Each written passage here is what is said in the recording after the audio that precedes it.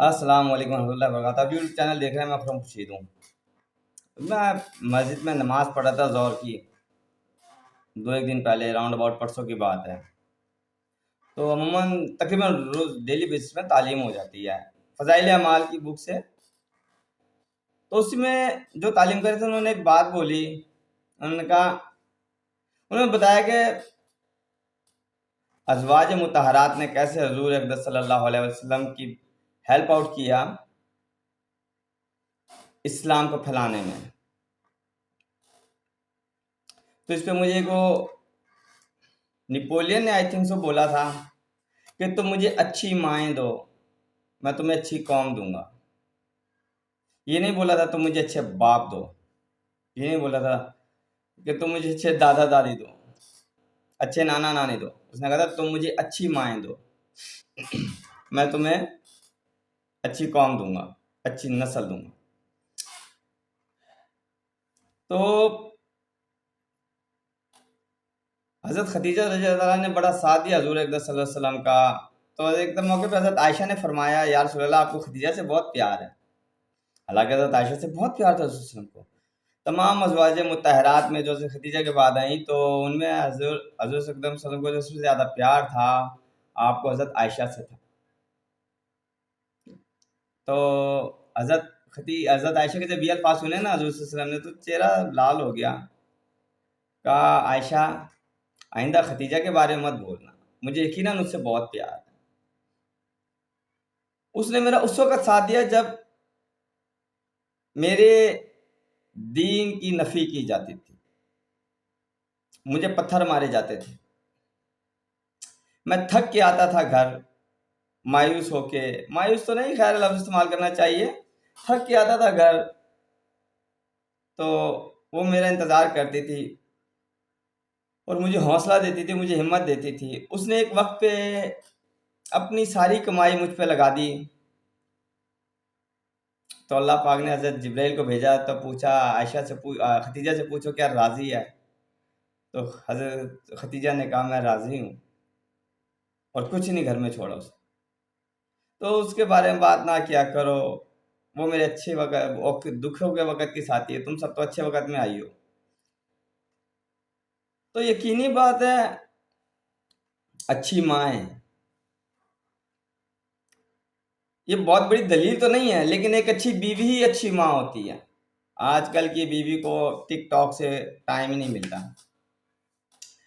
ٹک talk پہ غلط knowledge, practical بندہ 90% لوگوں پہ غلط نالج آ رہا ہے ٹک ٹاک کے ذریعے. اس کو ریسرچ کرنا، کوئی ریسرچ کرتا ہی نہیں ہے کہ یار یہ جو مجھے بات بتائیں، ہم 7 جمعراتوں کا کانسیپٹ ہماری سوسائٹی میں ہے، درباروں پہ چڑھاوے چڑھانے کا کانسیپٹ ہماری سوسائٹی میں ہے، منت مرادیں مانگنے کا درباروں سے ہماری سوسائٹی میں ہے، کل خانی ہماری سوسائٹی میں ہے، 40واں ہماری سوسائٹی میں، سال بعد برسی ہماری سوسائٹی میں. کہیں سنت اور حدیث میں یا قرآن کی کسی آیت سے یہ ثابت ہوتی ہیں چیزیں؟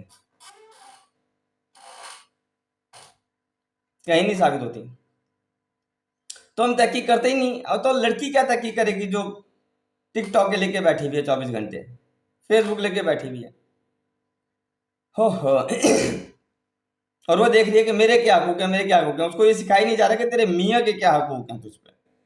گھروں سے بھی تربیت نہیں آ رہی، گھروں سے بھی تربیت نہیں آ رہی. گھروں سے تربیت یہ آ رہی ہے کہ ہمیں ڈر ہے تم ہماری بہن کو، ہماری بیٹی کو جلا کے نہ مار دو. کبھی یہ پوچھا ہے، کبھی یہ دعویٰ کر سکتے ہو، کبھی حلفاً بیان دے سکتے ہو کہ ہماری بہن یا بیٹی ہماری چولہا کھلا نہیں چھوڑے گی جب گیس چلی جائے گی.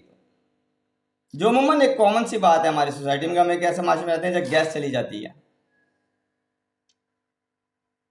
پتہ لگتا ہے وہ گیس آ گئی ہے، اور ایک دم جو انجانے میں جا کے تیلی لگائی چولہا چلانے کے لیے تو کچن ہی بھڑک گیا. اس کے باپ نے، بھائی نے یہ سوچا ہی نہیں تھا کہ میں اس بات کی گارنٹی، اس بات کا دعویٰ دے کر سکتا ہوں کہ میری بہن کبھی چولہا کھلا نہیں چھوڑے گی، بھولے گی. تو پیچھے ماں کیسے اچھی رہے گی کہ نظام جو خراب آ رہا ہے وہ میکے سے آ رہا ہے.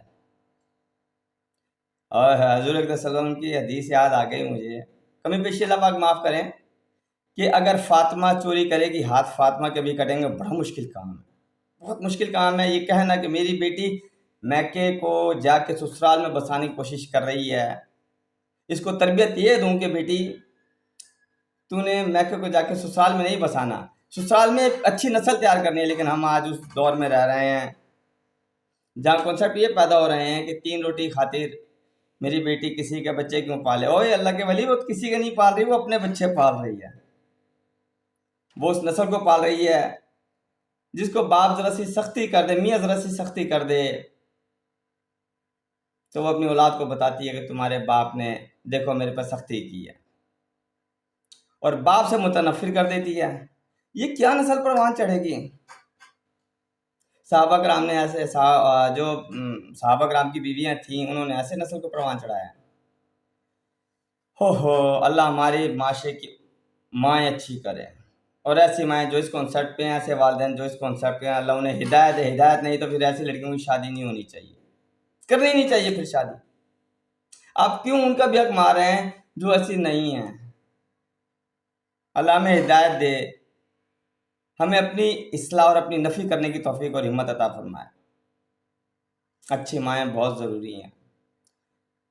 وہ بیان میں ایک بات اور کہی گئی کہ ایک اچھی عورت 70 اولیاء سے بڑھ کر ہے، اور ایک بری عورت 1000 گناہگاروں سے بڑھ کر ہے. پوچھو کیونکہ اس عورت نے نسل پروان چڑھانی ہے، اس عورت کے نیچے ایک نسل تیار ہو رہی ہے. علامہ عمل کی توفیق دے، دعا میں یاد رکھیے گا، شیئر ضرور کیجیے گا. فی امان اللہ.